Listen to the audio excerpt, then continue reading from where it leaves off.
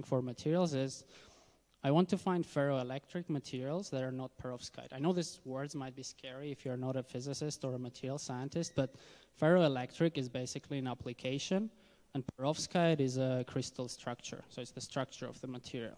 But this could be a very common question because most of the ferroelectrics are actually perovskites, but you don't want to use a perovskite. Or you could ask a question, I want to find cathode materials for batteries that are not based on lithium. So most of, all the batteries in your phones today are lithium-ion batteries. So they're based on the transfer of lithium ions through some electrolyte.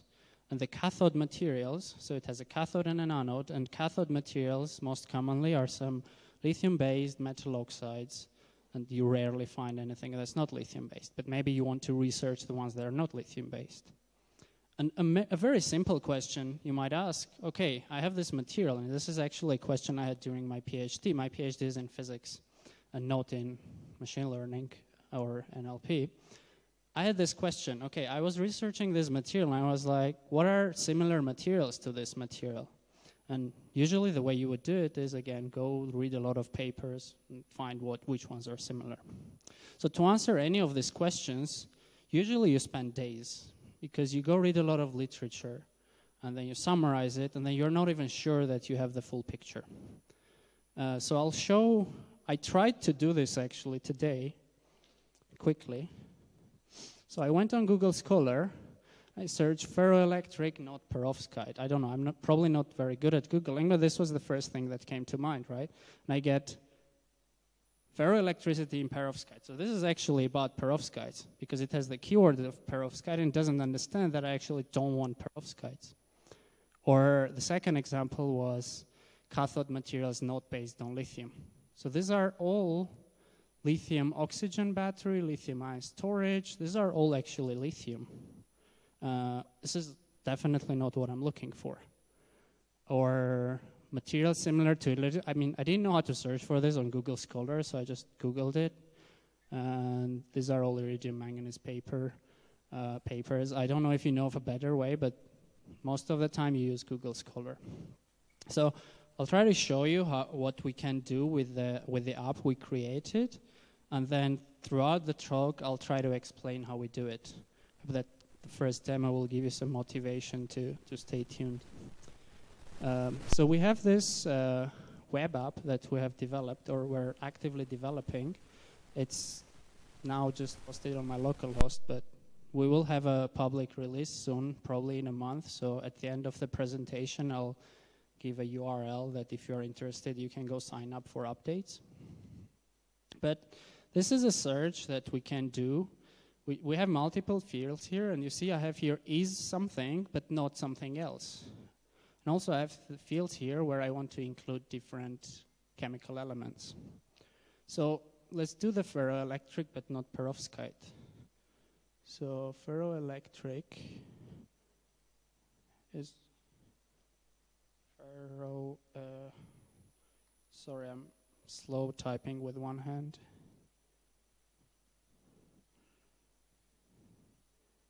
And then I don't want it to be perovskite.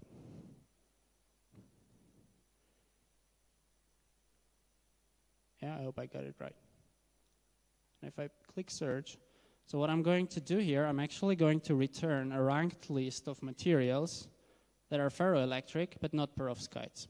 So the way it's doing it, it's finding the most ferroelectric materials and the least perovskite materials. And actually, if you then do a Google search on these materials, find that these ones are some molecules that undergo some ferroelectric transition. So because they're molecules, they're probably the least perovskite thing you can have. Perovskite usually refers to a crystal structure, whereas molecules are not even characterized by any crystal structures.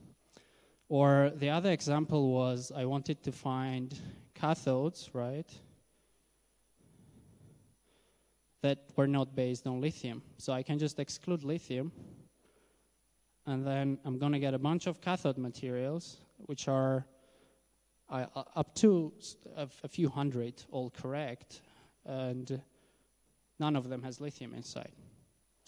And then the last question was material similar to iridium manganese. So what I'm going to do here, I'm just going to type iridium manganese here, press search, and voila, you get material similar to iridium manganese. The first one is iridium manganese.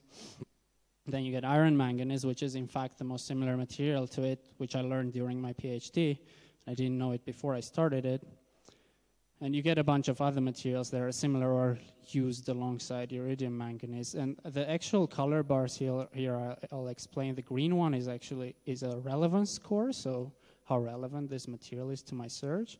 And the gray one here is popularity. So see, nickel iron is very popular. So also, if I search for something like this on Google, I usually get the materials that are the most popular as the first few results. But sometimes you don't want the most popular ones. Sometimes you want the most relevant ones. And that's not a very straightforward task to define. So I'll go back. So hopefully this gives you some idea of one of the tasks we're trying to solve. And then let's try to understand how we do it. So we collected a lot of data from publications, material science, physics, and chemistry, mostly, but not only. We have 3.3 million material science abstracts. So what we deal with is just abstracts, which is also nice because this is openly available to anyone. So you don't have to have access to the papers to actually do something with it. And in this abstracts have about 640 million tokens, and tokens is just a fancy word for word, so 640 million words. And to compare, if you download all of English Wikipedia, you get about 2 billion words. So it's a sizable amount. And then in this 3.3 million, we actually have more than 100,000 unique chemical formula. And we got this using several different ways. Web crawling is when you just open the URL, download the HTML, and then parse it, and then you get text data. Of course, you do it automatically, not manually.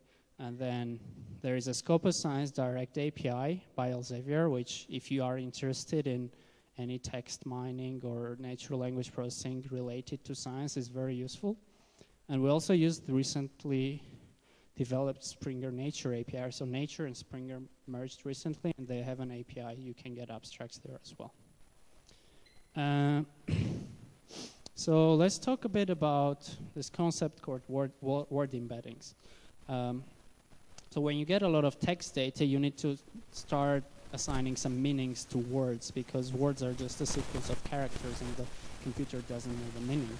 So the idea is quite basic. Say, for every word, I want to have a corresponding vector in a high-dimensional space, for example, 300 dimensions. And the similarity between the two words is encoded in the distance between these word vectors. So on the bottom right, I have an example where I have three words, go, went, and iron 304, which is a magnetite. It's a common iron mineral. And go and went are very similar, right? Because they mean the same thing, it's just past tense, whereas iron 304 is something very different from go and went. So the vector would be quite different. So, but how do you get these vectors? And there are many different ways to generate these vectors, which are also commonly referred to as embeddings. I've listed, I think, the three most popular ones. So Word2Vec is from 2013. Developed by engineers at Google, and it's based on a shallow neural network. So you just have a one-layer neural network that performs a task and generates these vectors. You have GloVe, which stands for Global Vectors, and that was developed by a research team at Stanford in 2014, and that's based on co-occurrence probability. So how often the words occur together in the test, how likely they are to occur together. You have fast text, which is more recent one, I think 2016, but I might be wrong. This is same as Word2Vec, except instead of just words, it's using parts of words, so a few characters at a time. So you assign a vector to prefixes, suffixes, so you can, this is useful if you have a lot of words in the final task that you haven't seen before. But if the word ends with ility, for example, it definitely has some meaning for us as humans. But So this is how you encode meanings like this. So it's a character level word embedding. And the way it works is very basic. I mean, I have a couple of technical slides here. I don't know actually how many people are machine learning experts or familiar with machine learning. Okay, so it's some people. And how many people are scientists, natural scientists, like physics, chemistry? And I assume the rest are software developers. No? Okay. So I'm just going to go. I thought many people would be machine learning expert, but that's nice because it means what I'm saying will be something new for many people.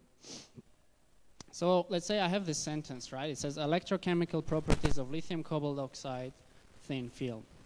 And now I want to generate embeddings for all these words.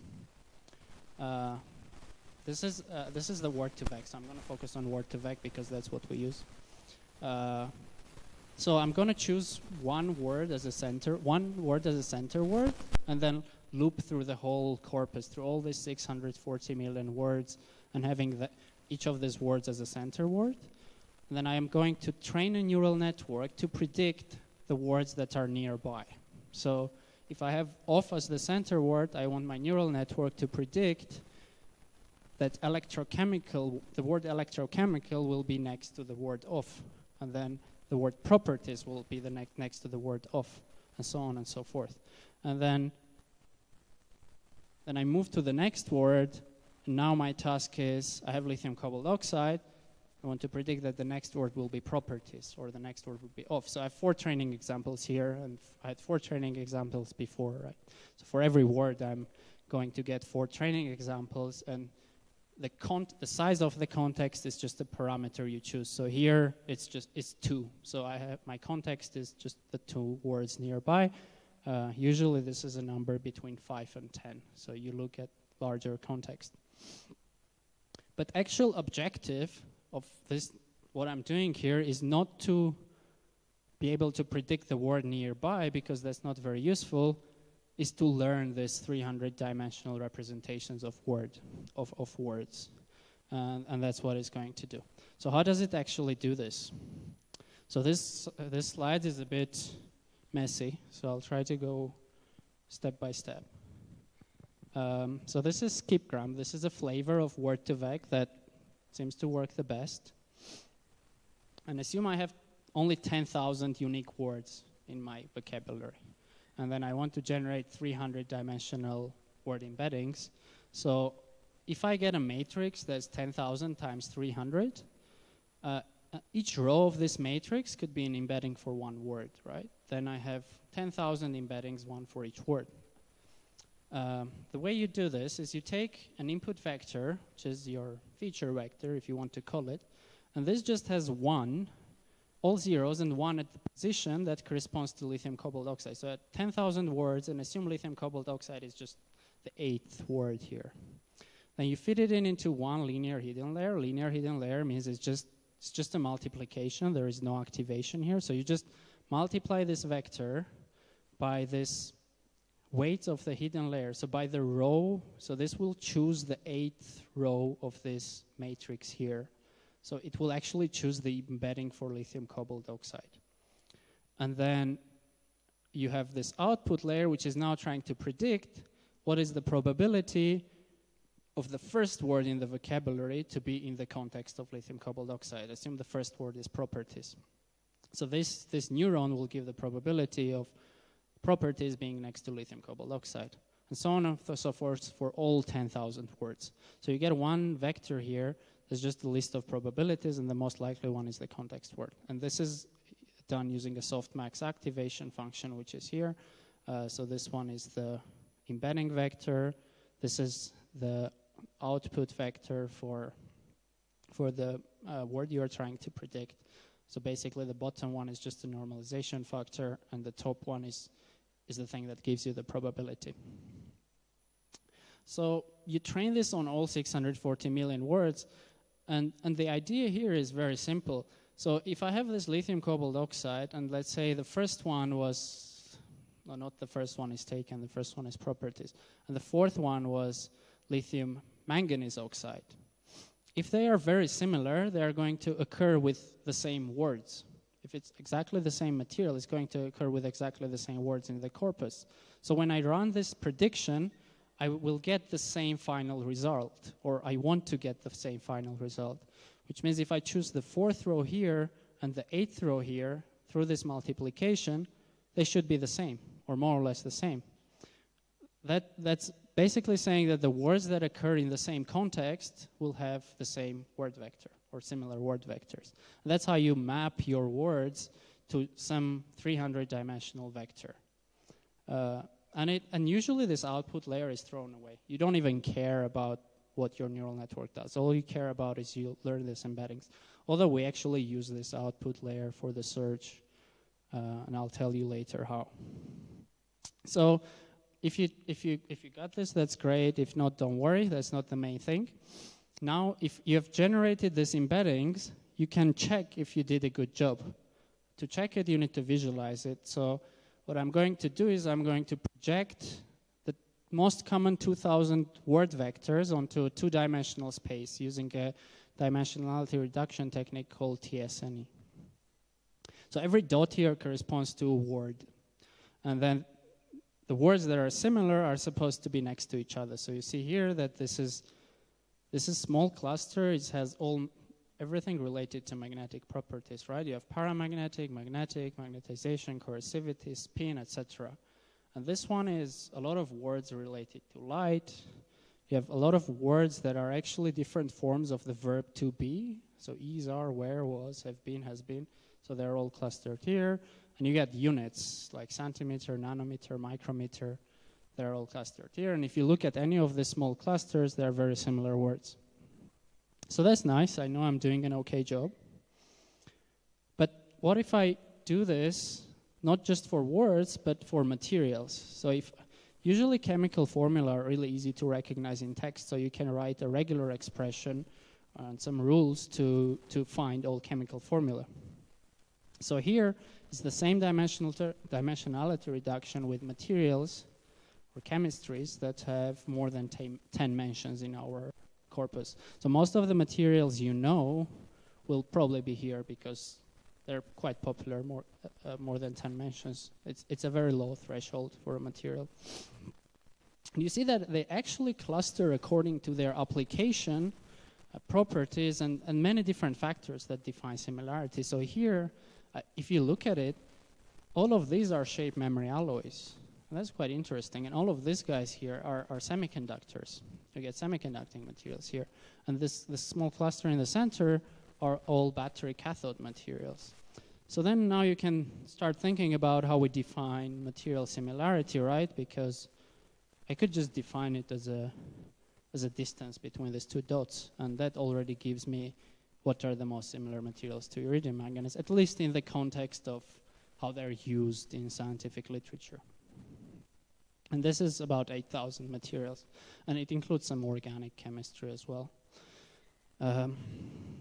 We can go even further and say, okay, I have this map now, and I'm just going to add a third dimension to this. And I'm going to color every dot according to their similarity to a keyword. So here my keyword is battery, and the bright yellow ones have higher similarity to the word battery, and the dimmer ones have lower similarity. So you see, when I did this, I got a cluster here, and it turns out these are all cathode materials and some solid electrolyte. So battery is usually a cathode, an electrolyte, and an anode, and electrolytes can be solid or liquid. So you see that all these clusters are all somehow related to batteries, but there are different things in batteries. These ones are anodes, these ones are cathodes, and these ones are liquid electrolyte. So if I just did cathode, I would just get this cluster, not the other cluster. It gives you a handle to tune to quickly find what you are looking for. I have another example here. So this is a thermoelectric. This is an application. Thermoelectric is when you basically apply a temperature gradient. So one end of the material is hot and the other end is cold, and this generates electricity. This generates a voltage difference. It's used in many things. One of the most basic uses is they usually put thermoelectrics in the cars next to the brake. So when you brake, it generates a lot of heat. If you put a thermoelectric there, it can generate electricity and recharge your battery of the car if you have an electric car. Or it also works the other way. If you apply voltage, you will get some heat, some temperature difference. So if you do thermoelectric, you get a cluster of conventional thermoelectrics, like bismuth-3 telluride is somewhere here in the middle, which is the most common thermoelectric material. But you also get something that you probably didn't expect before. This is an oxide-based thermoelectric. People don't use much, but it actually is like this really bright dot here it's a good thermoelectric. But if you did a Google search, you would never get it, or unless you knew exactly what you're looking for. So, so we're hoping that maps like this will give experimental scientists an easy handle of exploring the space of materials and maybe finding something new for their application. And I can do a short demo here as well. So here is a more interactive version of this where I have the same map, and I can just type a keyword here and highlight it according to keyword. So if you have any ideas, you're welcome to tell those. I mean, I can try the ones I showed you. So battery.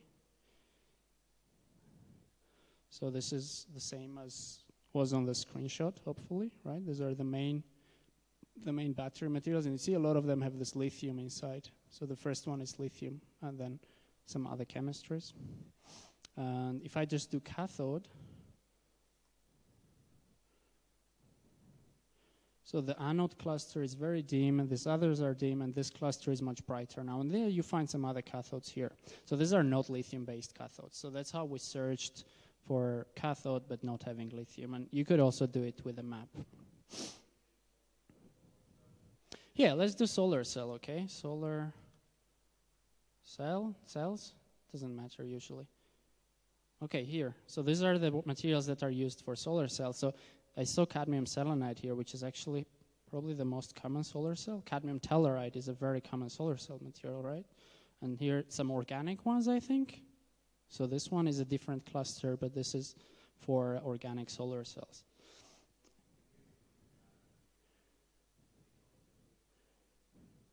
So that's a very good question. So, which means we would have all the papers in the world, right? And then we have an exhaustive list of materials, and then you can be sure that we have everything, or more or less. So the way we extract materials from, yeah. Okay, so so far I've been talking about unsupervised learning, right? Word2Vec is unsupervised. I didn't have any annotated data. So this is based on semi-supervised learning, where I define some rules of what is a material. Because material is, okay, that's one way to do it. I'll explain this, and there's another way. Material is usually a list of chemical elements followed by numbers. And you can easily define a regular expression that matches all basic materials that are there. The problem is when you have some people write sometimes, we used AbO3, where A is iron and B is manganese. That's more difficult because you don't have an explicit chemical formula. You have something that our brain has to interpret and say, okay, if I put manganese there and B there, that's iron, manganese, O3. And for that, I'll talk a bit later, we use supervised learning. So we annotate abstracts, we do named entity recognition, and then we can find materials in text. And I'll talk a bit more about this in later slides. But this one is based just on the rules, and sometimes you get mistakes. So you get, if someone writes PV, which means photovoltaics, which is the same as solar cells, P is phosphorus and V is vanadium. So PV could be, the basic rule would think it's a material. But there's an interesting thing we found, that the length of the word vector, so the similarity is defined only on the direction of word vectors. The length of the word vector will actually put a clear separation between abbreviations and material names, which was quite interesting. But I'll talk a bit about how we find materials in the next few slides.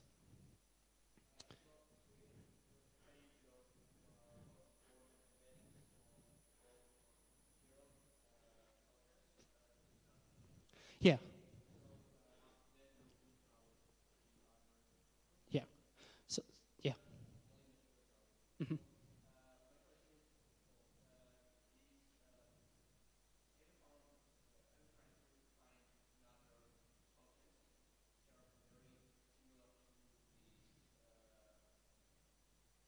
To these ones. Yeah, you could.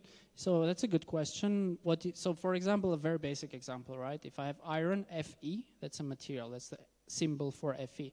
And if I have the word iron, that's right next to Fe because it's the same thing. So, but that won't be identified as a material in the simple heuristic form. Or someone might write iron oxide, and that's the same usually as Fe2O3. And that wouldn't be here, but that would be caught by the named entity recognition in the supervised learning. And this is what we also take care of. I didn't show you, but if you search, if on Google, if you search for lithium cobalt O2, it's fine. If you search for cobalt lithium O2, which is exactly the same thing, you will see no results. Because Google doesn't know that this is a material formula. Whereas because we actually know it's a material, cobalt lithium O2 and lithium cobalt O2 has no difference for us. It's the same thing. So it gives you a bit more flexibility of what you can do. Any other ideas of what to search here? We haven't tried much, and when this goes public, you're welcome to try things and break it and tell us it doesn't work for this, and then we just... What, sorry?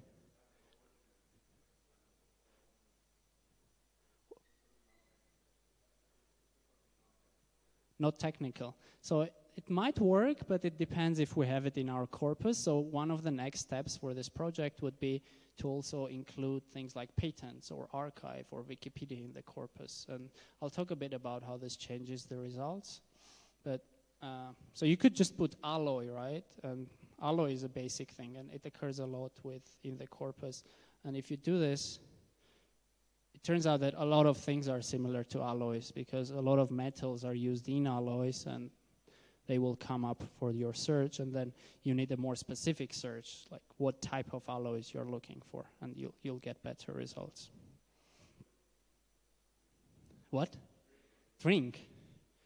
Okay. So we had drink in our corpus, but nothing is really similar to drink except this FFAs, which I don't know what it is. So this is the thing, right? You said, so FFAS is not fluoride to arsenic. It's not a material. F is fluoride and arsenic, AS is arsenic. This is an abbreviation. But in this basic thing, it came up as a material, and it's probably something related to drinking or maybe alcohol content. Let's see. Go here. There is this PS80 as well. So these are probably a lot of abbreviations. And you see abbreviations clustered together. So we know these are not materials just from the clustering. Let's do water.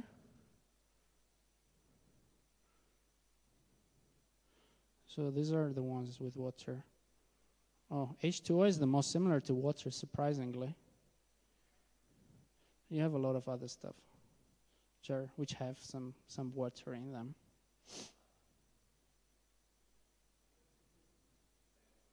Stanford.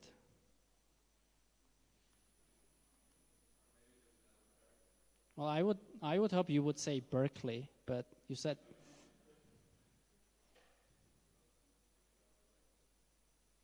What's FP6? I don't know. This is an abbreviation again, I think.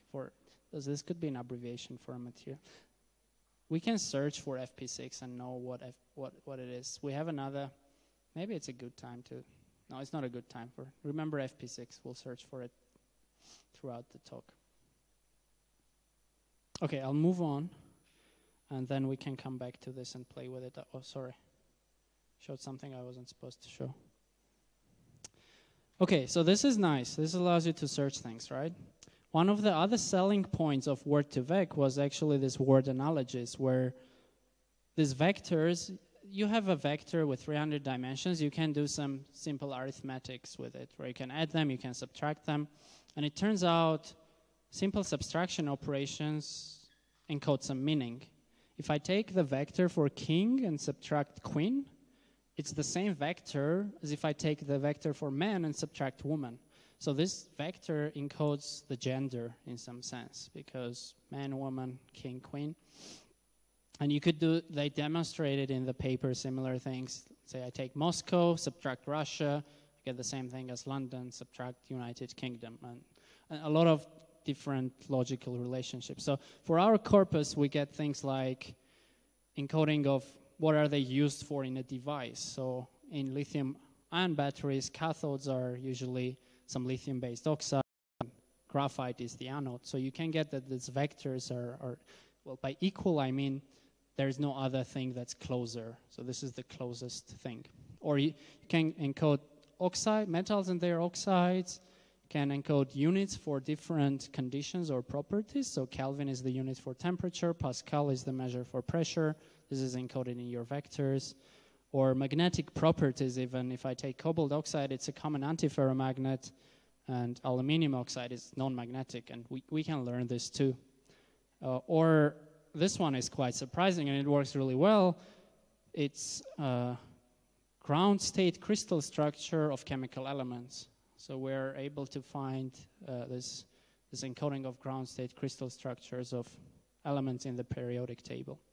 And we did this is a side note, we did a short study of how good the word embedding correlates with the actual chemical properties of the elements in the periodic table. And the correlation was more than 65%, which I think is pretty impressive given that it's just text. So you could try to reconstruct the periodic table just by using text, which I think would be quite fun as a side project for someone who is interested. So what we did here, we tried to define a benchmark validation set for this kind of analogy tasks for material science, because now there is no good way to test if your model worked well. And we tried to test performance of our models on this benchmark test sets, and you see that, so we've created about 30,000 different material science related analogies. And on the top table, I show performance on the analogy task based on the flavor of the Word2Vec algorithms. Word2Vec has CBO, which stands for continuous bag of words. That's not exactly what I described. It's a bit different, that you predict the center word given the context, not the other way around. And there are some other slight differences too. And then there is skipgram, and there is skipgram plus phrases. So plus phrases means you not only train embeddings for words, but if you remember the first of the maps, there were words like has been or have been. That's technically not one word, but that's a very common phrase. So you can train embeddings for phrases as well. And it turns out that if you use skipgram, it's always better than continuous bag of words, but that's known. Most of the time that's the case. But if we include phrases, it gives a very large improvement to our analogy tasks. So since then, we kind of keep the phrases in there, and there are things you can do to tune this. Yes? What metrics? So this is an F1. No, this is an accuracy. Yeah, this says accuracy. Accuracy on analogy tasks. So we have a list of tasks that says cobalt minus HCP should be equal to iron minus BCC. And this is for a list of 100 elements in the chemical table, a periodic table. So out of, let's say this gives you a lot of pairs, right? Only this thing will give you about 8,000 pairs or more, I think. And then out of this 8,000, if it's 50%, 4,000 were actually correct. So it's the nearest vector. So maybe this will be clear. So if I do lithium cobalt oxide minus cathode plus anode, the nearest vector to that should be graphite, right? Or if I do cobalt minus cobalt oxide plus aluminium 203, the nearest vector to that should be the vector for aluminium. The second nearest, we don't care. That's wrong. So we only take the first nearest one, and we ignore lowercase and uppercase. So if the word is just the lowercase version of that, it's fine. But it always has to be the near. If you start including second, third, you get much better results. So this is just including the first, the most likely one, right? So phrases here, we also don't do just 2-word phrases. We found that having up to 4-word phrases helps a lot, and you can understand this by thinking about what are things that occur in material science, and if you have a technique such as X-ray diffraction or chemical vapor deposition, it's like a very separate meaning from the word chemical or vapor. The chemical vapor deposition is a specific synthesis technique. So if you make an embedding for that word, you're guaranteed to get better results when you try to do analogies. So that's, or things like with units, right? Magnetic field is a phrase, and the unit for magnetic field is like Tesla or Gauss or Ørsted. If you just trained for magnetic or field, you would never get an analogy like this. And the second one is based on corpus. So we wanted to see if our corpus is good, or if we just train it on Wikipedia, we get the same thing. And turns out that our corpus is really good for material science, which is what you would expect, because we have only material science and chemistry. But so that's this 43.9% here. And Wikipedia is really bad at this, because there's probably so much extra information there that you are not able to map what you're really interested in. But Wikipedia does really well in grammar compared to what we do, because there are a lot of different ways you can write something, and scientific literature is usually just one simple way, and you might not catch all the grammar. And also, remember, Wikipedia corpus is much bigger than ours, and this is only on 1 million, so it's probably 10 times less. So you get much better grammatical relationship. And by grammar, I mean things like plural, so or past tense, go, went, do, did. So this is an analogy, right? And it would be much better. You would have much better accuracy if you train this on Wikipedia. But we use this one because we care about materials. So we hope by increasing the number of abstracts, we can get to the accuracy levels of Wikipedia. And actually, this is now accuracy based on corpus size. So if we just train on 10,000, so this is number of abstracts divided by 1,000, to 10,000 or I think 50,000, 250,000, and 1 million. And we haven't even trained the 3.3 million yet, because the data is very new. So we're hoping that with 3.3 million, we'll go a bit higher.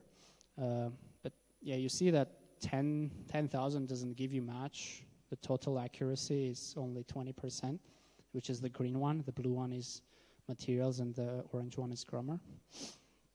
But yeah, with more data, you get more accuracy, which is expected.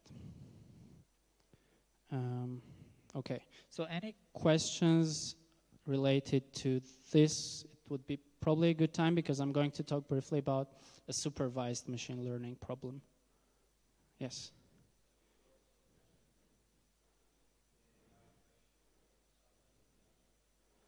Yes, true. So we we tried to do it in a non-biased way, in the sense that we didn't pick only the oxides that work, or only the elements that work. We picked all elements or all oxides. So we're not cherry picking the ones that we want to work well. That's why we want to have this as a benchmark validation set.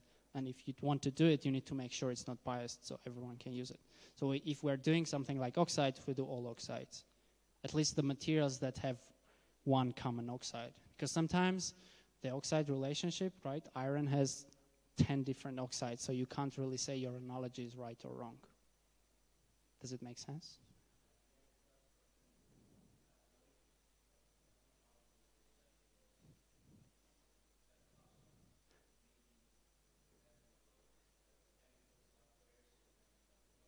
Okay, so this is randomly chosen, and it's done a few times, if that's what you mean. So it's not like we just take the first 10,000. So we randomly choose 10,000, do it a few times, and then average it.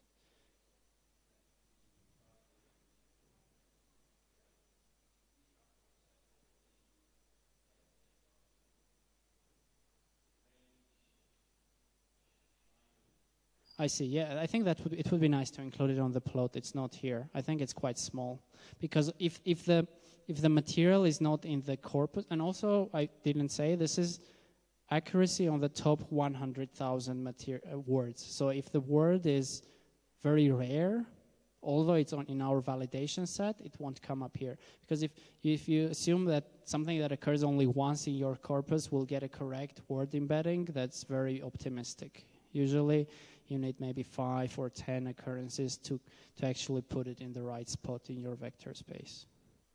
So these are, so if it's not there, or if it's very rare, we just drop it from the validation set and don't care if it's wrong or right. So all of these occur at least 5 times. And then they also have to be in the top 100,000. So they're quite common, or to some sense common. Okay, so I'll move to named entity recognition, which is basically using what we learn here to get something more. So it's done by my colleague, Lee.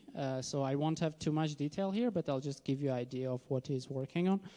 And then usually named entity recognition means, as what it says, finding some named entities in text. Usually this is names of cities, names of people, positions, names of companies. And for material science, we define 7 categories, and we hope that this will also become the benchmark for material science. So we have material, you all know what material is, and we have a descriptor, which is usually shape, because a material could be a nanowire, a film, or a nanoparticle, or a quantum dot or something. And then symmetry phase, what's the symmetry? Is it hexagonal, cubic? A property that you can measure, characterization method, synthesis method, and an application. All of this have definitions, which I haven't put here. And then we have a homemade web annotation tool, which gives us quite a lot of flexibility of how we annotate and how we visualize, which I highly recommend. It's quite helpful. You spend a bit of time, but then everything is much easier.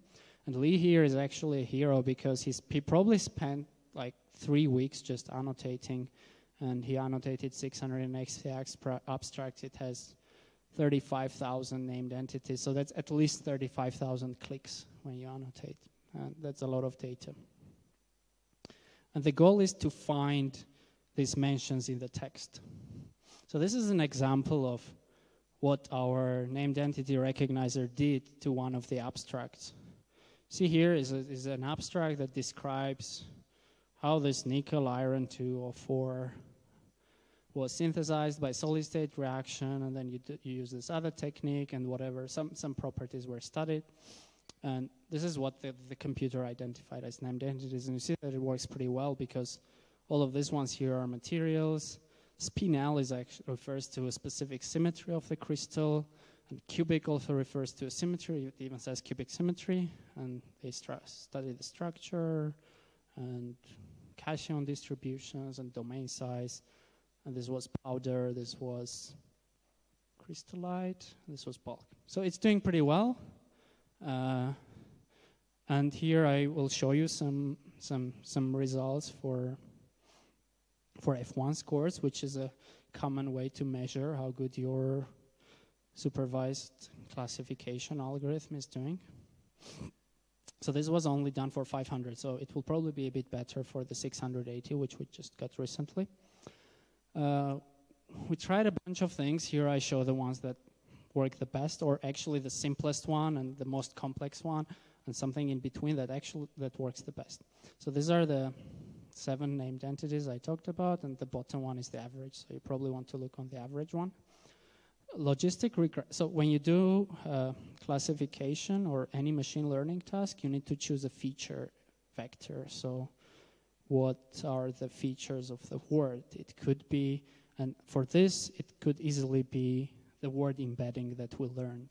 This 300-dimensional vector could be the feature vector for the word.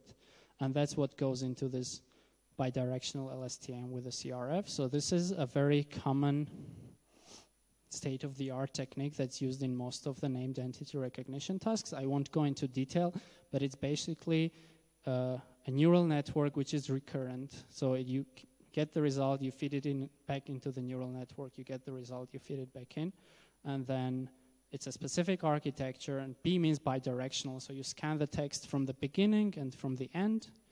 And then CRF, it stands for conditional random field, and that's a classification technique that then you apply to the activations of your neural network. So you to single neurons, and then you classify what is this word a material or a property or application based on what comes out of the CRF classifier. For logistic regression, you could use the word embeddings, but you could also use features like, does this look like a formula? So the heuristic rule I talked about, this could in principle be a good feature for identifying if that word is a material or not. Or what is the word before, what is the word after? That's also a good feature, because if it says a word then a symmetry, the word before is probably a symmetry. So, I mean, CRF, the LSTM works better than basic logistic regression. Here I've put cyclic logistic regression, so unfortunately I can't tell you the details of how this works, because we might end up doing a patent on it or publishing it somewhere. I'm not sure yet, but it's a very basic idea, and it seems to work better than this bi-LSTM with CRF by far. And the idea is that you somehow go back to your logistic regression after you have done it once and use some results from the first one to do it again. And then this way you seem to get much better results. And so it's kind of a mixture between these two in a specific way. Yes?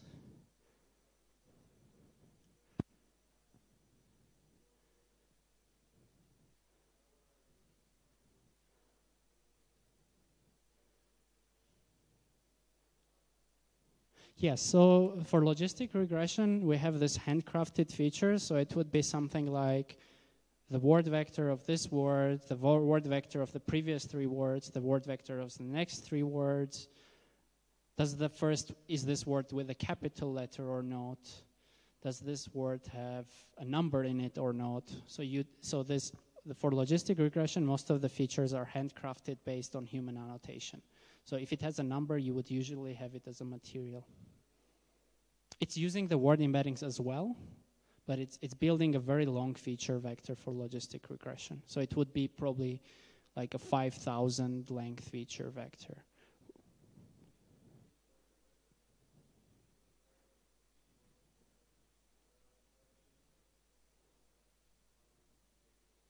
Yeah, so I can tell you. So now I'm trying to predict.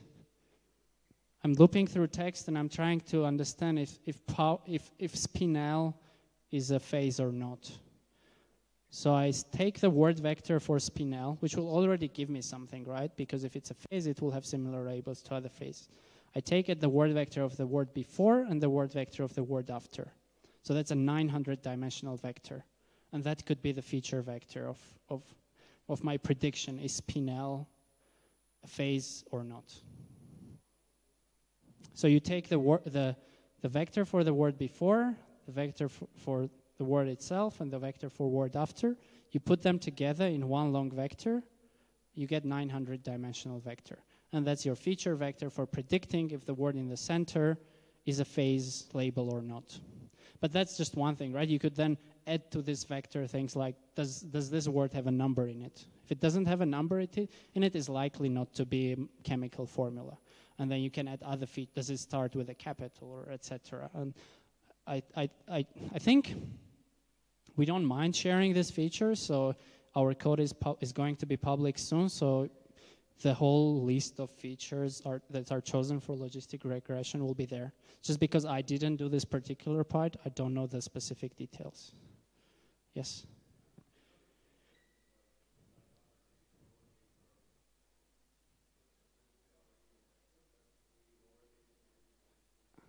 Okay.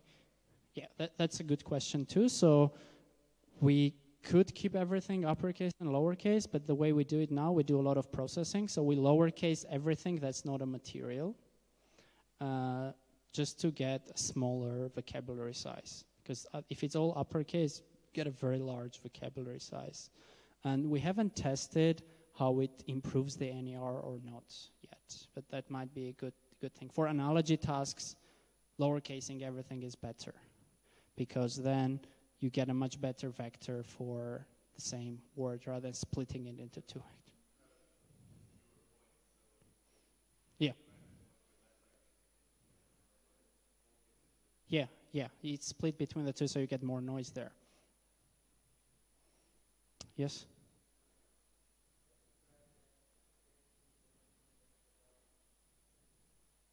Doing topic modeling.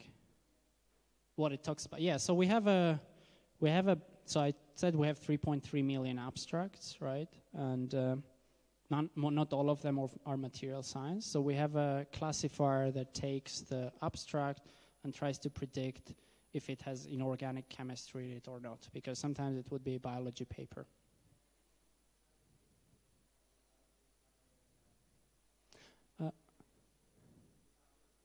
Yeah, so I think, again, I haven't done this part, but I think we do two things. One is LDA. I don't know if you know about latent Dirichlet allocation. It's an unsupervised topic modeling technique which basically assigns a topic distribution to each word. So your word will have, spinel will have a topic distribution, and the highest probability will be phase. So it's about phase, and then etc. And then you put them together in some, I think, summing them up or just doing the majority vote. So you say, if this has 100 words and 50 of them are from inorganic chemistry, 20 for biology and 30 for physics, then this is inorganic chemistry. So that's, I think, what we did for this classifier. But there was also a method using TF-IDF. It's term frequency inverse document frequency, where you basically say, how often does this word occur versus how often, in how many documents it occurs. Because if it's a very rare word, then it's specific to a topic. So the word "the," for example, is a very common word, right? But you don't care about it. So because it occurs in basically every document, this is reduced by its importance. Whereas the word spinel is quite a rare word, so although it occurs a few times, it will be quite important for understanding that this is about inorganic chemistry. So there are a few things you can use. I don't know exactly what we use, but those two are the main methods we have.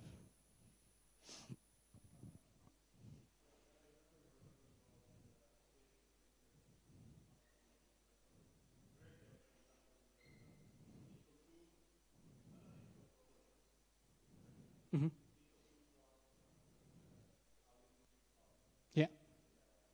So this is an ion, right? This is not an inorganic crystal. So here we have inorganic. So you're right, this is a material, but what we want is to have an inorganic crystal structure on an amorphous thing, because at the end we care about understanding properties of materials, and nickel ion, we don't care about properties of nickel ion.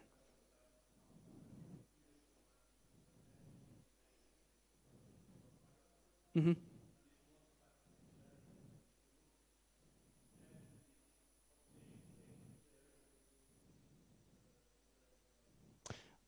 I see. That's a good point, and we have actually done something like this. Sometimes you would write we're not dealing with this particular case. Maybe we should, but sometimes people will write titanium, and in a parenthesis they will write III, which just is the Roman for 3, right? So we treat this specially. So we split it and make sure it's a phrase, and then we train a word vector for this phrase. So actually, an ion with a specified oxidation state will get its own word vector. It won't be mixed up with the iron itself as a solid. So you have to take care. So there's a lot of text pre-processing that goes into this to take care of special cases. And maybe we should deal with this as well. That's a good point. Yeah, this one is also not recognized. I mean, there might be some mistakes here. This is something that the algorithm did, right? This is not annotated data. So I think this is actually a phase label, and it missed it. So this is FD3M. It's a space group, which is a symmetry label, and we missed it here. So it's not perfect. And in the future, we're hoping to extract things like properties and the values of properties and conditions as well. So not just the property, so this would be found, and then maybe we populate a database with experimental results extracted from abstracts. That's in the next stage. For now, we just do this. So I have a short demo here as well to show you what you can do after you have this data.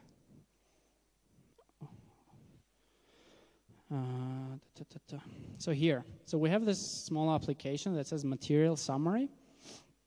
If I search for a formula, because I have extracted all these named entities, I can get a really quick summary for what this material is used for. So this first graph is the very basic statistics, or in how many publications per year this material appears in. So you can decide if you want to work with it. This one is declining in popularity, actually. And this is just small because we don't have all the papers from 2018. We're not done with 2018 yet. And you also get all the named entities that occur in the same abstracts with this material. So it's not perfect because here we don't have dependency parsing yet. We don't know these properties directly for this material, but it works really well. So the lithium iron PO4 is a battery cathode again. So I talk a lot about batteries because the group I work at is actually a battery cathode or a battery research group, which also does NLP. So electrochemical performance is the main property, and you see cathode is the main application for this, which makes sense. It's usually characterized using X-ray diffraction or scanning electron microscopy or TEM, which is all correct, and you make it by sol-gel reaction. Sintering is a step in synthesis process, which basically means heating it up. And you do sol-gel or solid-state reaction. Calcination is also a heating step. And it's usually in composites, or it could be particles or surfaces. This is descriptors, and olivine is the major phase of lithium iron PO4, and you see by the score difference that this is really the big thing here. So this allows you to quickly understand, like if you're a new PhD student and you're starting a research on a material, just come type it in and you learn a lot about this material rather than going and reading a million papers. And you can do even more. You can say, I'm going to click on this. And we have this very basic search app that I added 2 filters here automatically. You see it says material, iron, lithium, O4P. As the order is different. This is what I was talking about. The order doesn't matter. And I'm looking for electrochemical performance. So if I search for this, hopefully this doesn't fail. So this gives me 152 papers that I know definitely have this material in them and definitely measure the electrochemical performance, which I think is really great because then you can just export this DOI and you know that you have exactly what you're looking for. And you can add filters or you can add text to this, and we have this valid filters now. And this currently works on the 1 million abstracts we have. And you can just click on this and go to the paper. Yeah, this was the material we were looking for. Okay, let me go back. So also, I think we're running out of time. So just a few tips, some things we learned while we were doing this before I finish. So we realized that text pre-processing is very important because your algorithm is only as good as your data. And if you don't spend enough time on processing your text, understanding what it is, you are going to spend days trying to improve 1%, but if you do something here, you're going to get 5% right away. Like for the phrases, for example, we tried like a very basic thing, and then we got 5% up. And also one thing that helped a lot, you have this huge thing that's like 640 million words. You're like, how can I examine it? Just take random bits of it and read it, and you find a lot of interesting things, and you fix things very quickly. This was something we didn't know. Maybe if we read a lot of papers, we would realize, but including phrases helped a lot with embeddings, especially for this material science. So if you're trying to do something like this, consider having phrases. One other thing we found, though, it doesn't really help for named entity recognition. It actually makes it worse. And you can understand this because most of the named entity recognition uses a sequence model, which would already know what the previous word was in the feature. So you don't really need to have a separate embedding for the phrase. But it does help a lot with analogies, but not for named entity recognition. So you need to know what your task is before you go ahead and implement an algorithm. And one thing that helped a lot, and probably the most, is visualizing it. Oftentimes you go and just run an algorithm, just look at the numbers, and you're like, oh, numbers are bad. Or numbers are improving by 1%. But plotting it in a nice and intuitive way, like the plots I showed with these maps and colors, really helps you understand what's going on. It really helps you come up with interesting ideas of what you can do with the data. So I think visualization is sometimes really underestimated, but is very important. So I also wanted to share names of the people I work with who contributed a lot to all of this. And actually, John here in the middle started the whole thing, and I joined half the way. And Lee is another postdoc who works together with me basically on the same things. He did all the NER work, and Anubhav is our supervisor at Berkeley.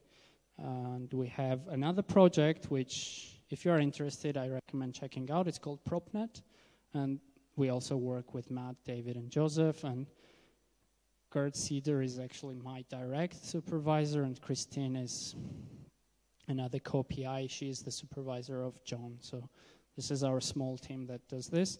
And most of the people here are not not machine learning people. They're actually material scientists.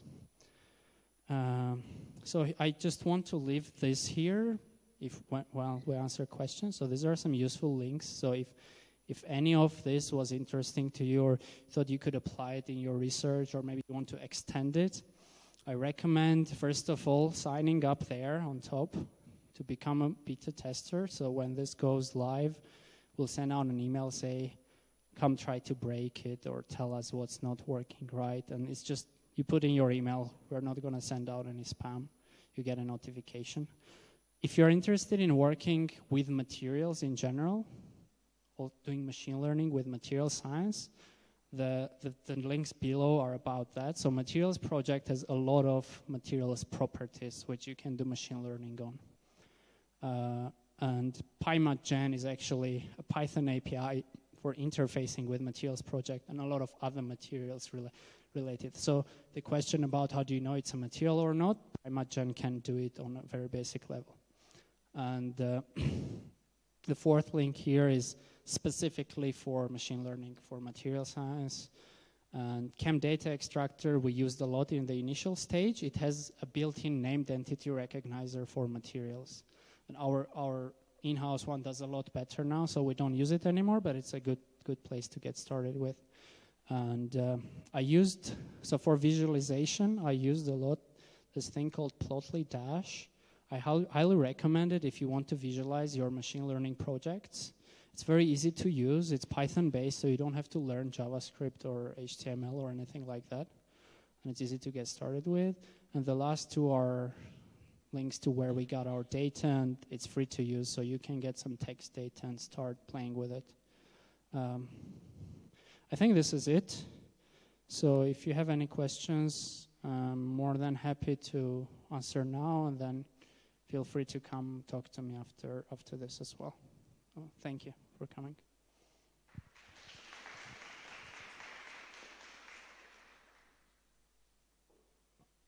Questions?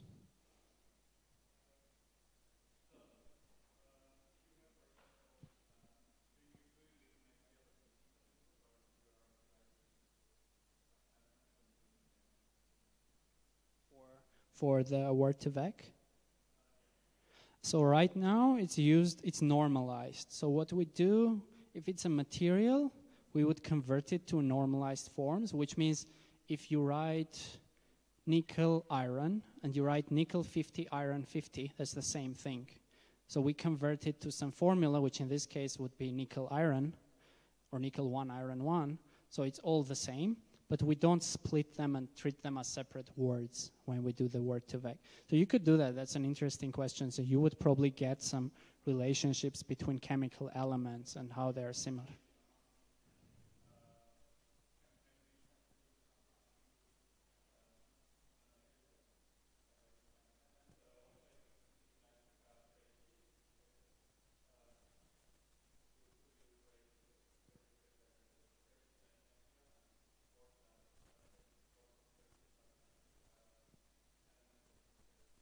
Yeah, Yeah, that's a very good idea. I think we have this. So we have this big to-do list of things to do, and that's on there. And I think that will probably improve some things, but it might make things because you'll probably decrease your vocabulary size as well, which is good. But the difficult thing is dealing with stoichiometries that are not trivial. So if you have, I know, lithium 0.43 and cobalt 0.67, how do you do this? Do you put like 43 lithiums next to each other and 67 cobalts? It doesn't work. Or you would have to put the number there, and then you have to train an embedding for a number, but it's actually not really a word. It's a stoichiometric value. So then you have to deal with these cases in a nice way, but it's possible. Yes.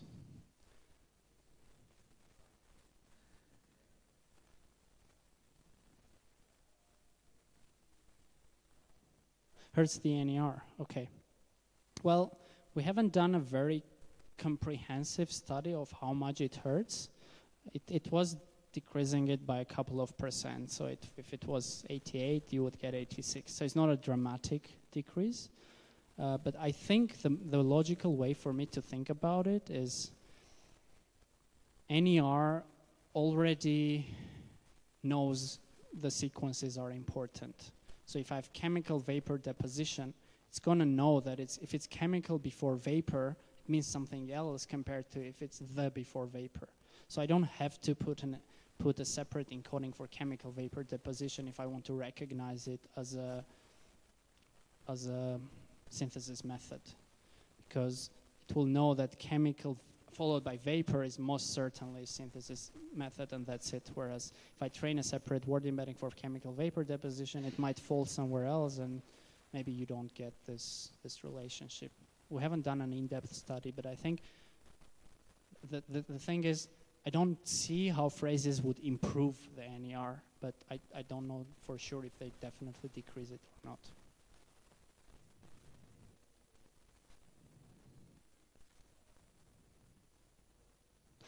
No, they are phrases as well. So named entities are a sequence of words. So nanoscale crystallite here is highlighted as two words, but it's actually nanoscale crystallite as one entity. So when I showed you the scores, if I just got the nanoscale here but not crystallites, I would consider it a mistake, because I didn't get the full named entity. I only got part of it.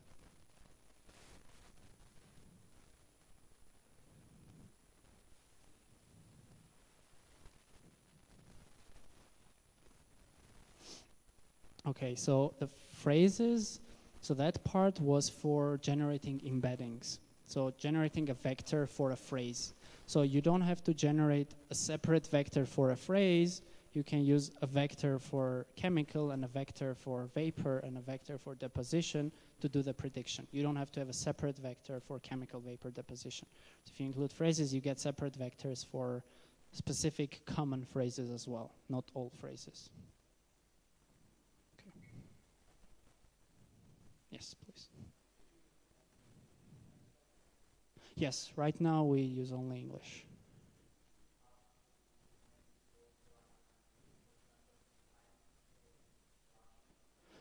Probably not. It's just this data is more difficult to get. So if we had the data, I assume it will be very similar.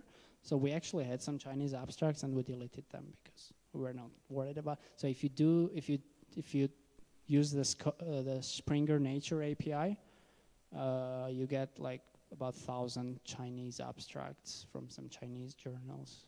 But otherwise, Elsevier API I think only has English, or majority is English, the one we used. Yes.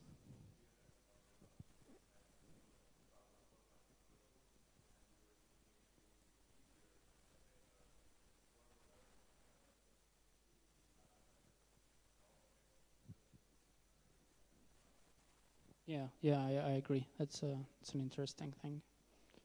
If there are enough Russian abstracts on proteins, it might be a better choice. Now everyone writes in English, so. Yes, please.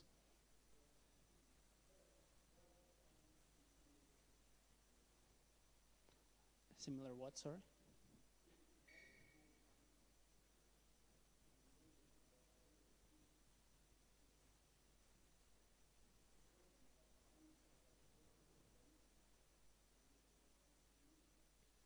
You mean citing other work that does the same thing?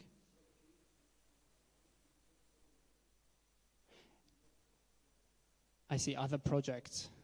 Yeah, there are. I just didn't mention him here. There is Nature Nano, which is quite nice. It does the same thing, or very similar thing. It does it for nanomaterials.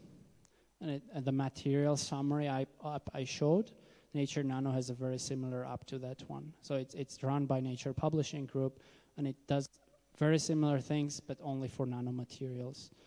For material science, I haven't come across another one, but I'm sure there are some. We haven't looked at those yet because we haven't published this, so we haven't done our full literature review.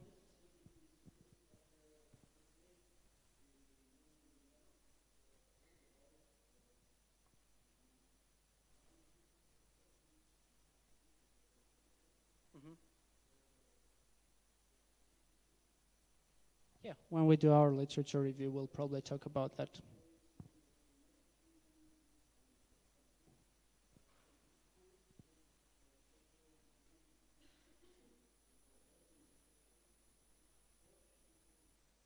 Sure, I agree. I think what we're trying is not to discover new tools at the moment. We're trying to use the existing tools for material science data to get something new. So I'm sure a lot of tools could do very similar things right now. So we'll definitely look. So if you have any of those in mind, it would be great if we talk after this and you direct me towards them, because we could always use some extra help and direction.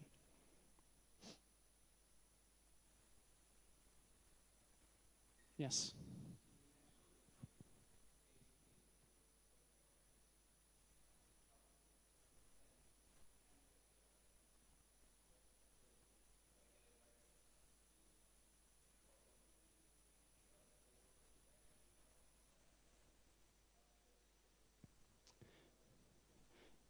Yeah, so I think that's not necessarily column by column. If they're also on the same row, they're also similar, right?